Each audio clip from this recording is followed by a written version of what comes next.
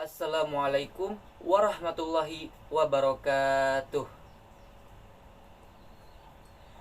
Langkung tipayun, hayu urang panjatkeun puji syukur ka Allah Subhanahu wa taala.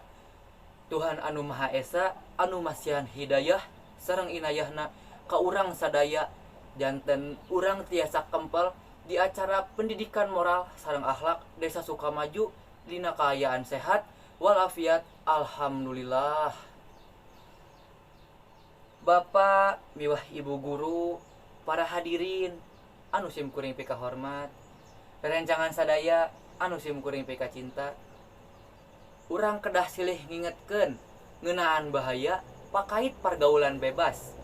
Seueur rumaja anu parantos janten korban masalah ieu. Tapi henteu sadar yen aranjeuna parantos janten korban. Ulah ingkeun urang ngalaman hal eta. Ku sabab eta urang kedah ngagaduhan prinsip sareng kepercayaan dina kahirupan.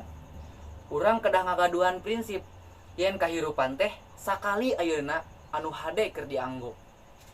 Entong ngantepkeun urang ngiringan kahirupan anu pondok ieu. Ngaganggu nonoman bakal nguciwakeun kana umur kolot.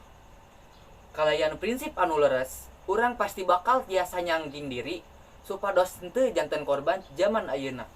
Nyatana urang malah tiasa ngayakinkeun batur ku cara eta urang bakal janten rumaja anu tiasa ngadatangkeun parobihan anu hade dina masyarakat.